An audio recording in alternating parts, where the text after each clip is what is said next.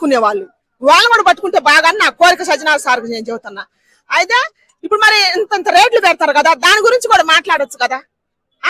మరి సినిమాకి అంత రేట్లు పెట్టి మేము కోట్లు మేము నష్టపోతున్నాం అంటే ఎవరు పెట్టుకోమంటారు? ఆయన అంత కోట్లు 20 ఏళ్ల కింద మరి కృష్ణ సూపర్ స్టార్ కృష్ణ, మరి శోభన్ బాబు గారు, నాగేశ్వరరావు గారు, ఎన్టీఆర్ గారు, చిరంజీవి గారు, నాగార్జున గారు వీళ్ళందరూ తీసినోళ్ళే అప్పట్లో. వెంకటేష్ గారు వీళ్ళందరూ వాళ్ళ సినిమాలు అట్టాడిని ఒక్కొక్కరు కాసిన సినిమాలు తీసారా, 200-300 సినిమాలు అట్ట తీసారు.